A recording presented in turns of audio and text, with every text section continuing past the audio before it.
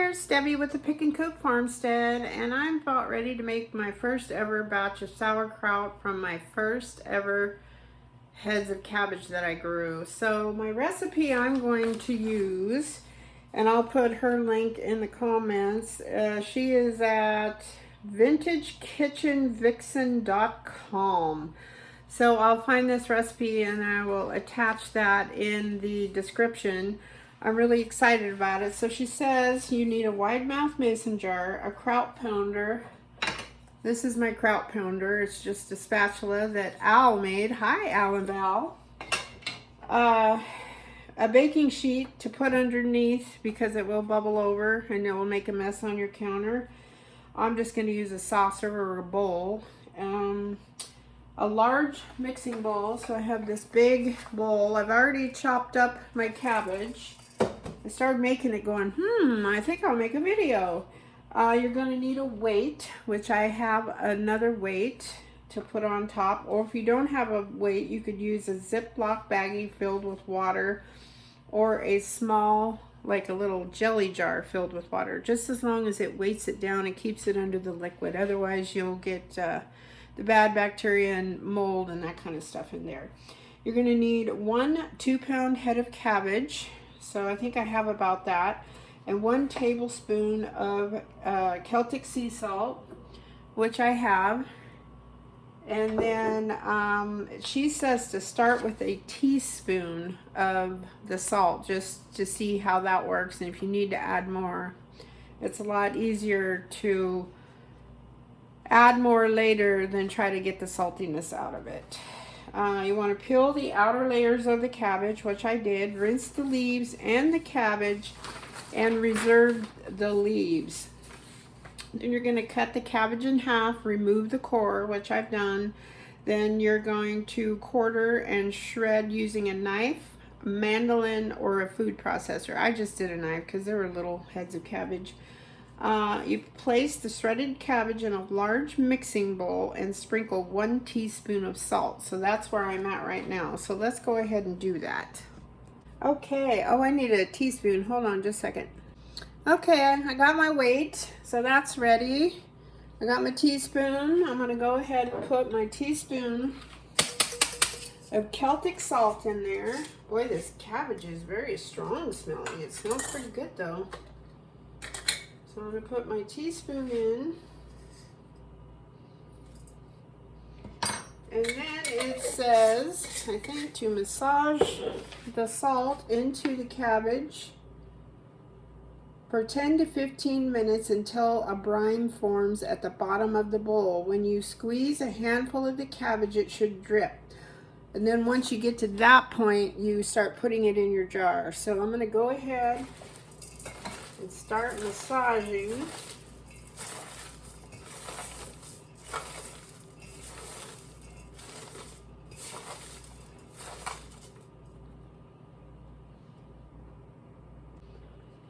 Okay, I've massaged it for 10 minutes. It does drip a little tiny bit if you squeeze super hard. So I think I'm going to add another half a teaspoon of the salt.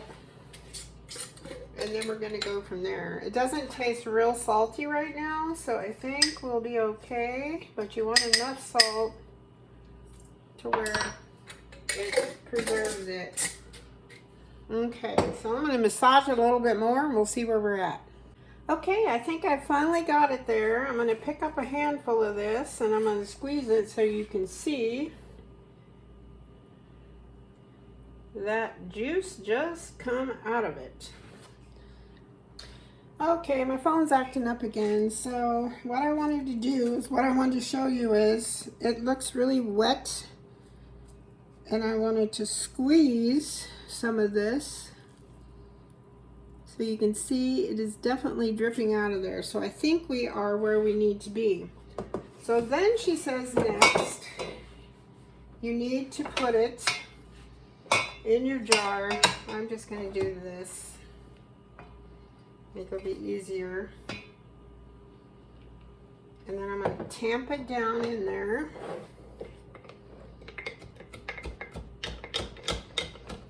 When I had my vintage booth, you would not believe the amount of those wooden mallets that are made just for this purpose.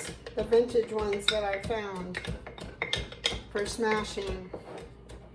Did I ever think I was going to make sauerkraut? Not in a million years. So, we're just going to keep tamping this down and adding more cabbage as we go.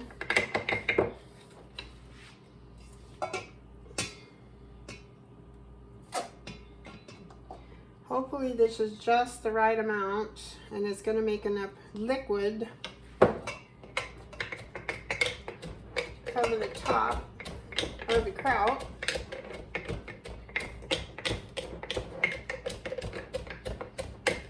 Hopefully you can see this, my arm's not in your way.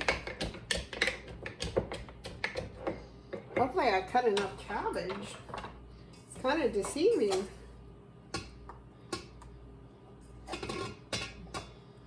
Otherwise I'll probably have to cut some more up.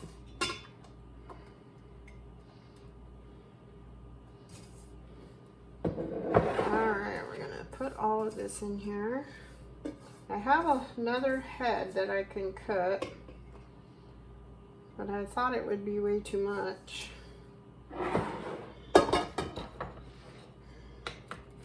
Smash, smash, smash, smash, smash, smash, smash, smash.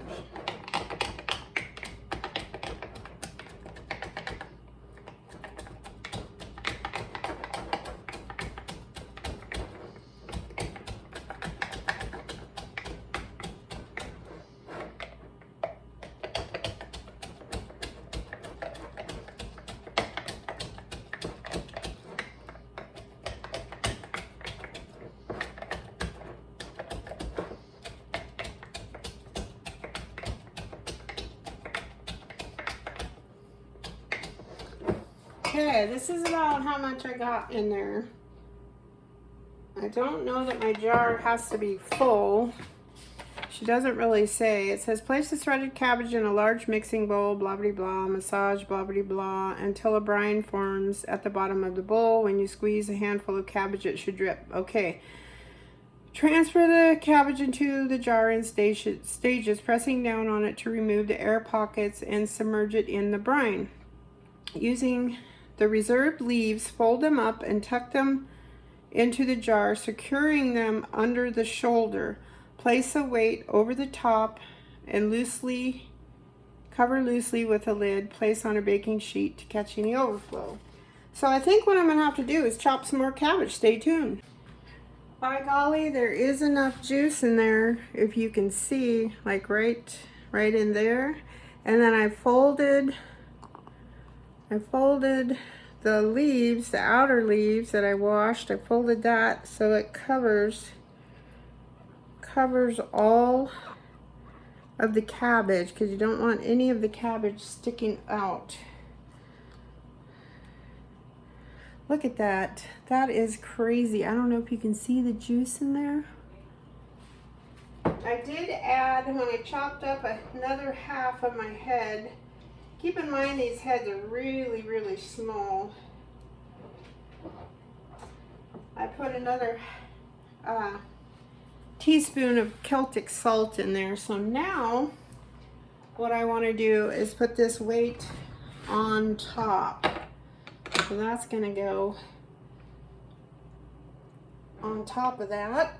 And I'm going to push it down as far as I can get it, because I want all of that underneath the liquid.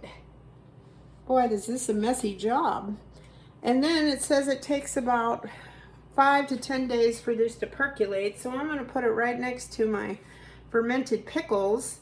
I'm going to put a loose lid on like that one, and then I'm going to put this in a bowl or on a plate or something, because it is going to bubble over. That's the idea. So I'll make another video and let you know how it turns out. I hope you all have a great day. I'm sweating from that. That's crazy. Well, my kitchen is not air conditioned, so that's good exercise for the blah, blah, blah, this part. So anywho, hopefully this turns out. My goal was to put mustard seeds and horseradish, but my horseradish has some vinegar and other things, and I didn't want it to mess with the fermentation, so I didn't put that in there. So I think the best thing is to have fresh horseradish, and I can grate that right in with my cabbage.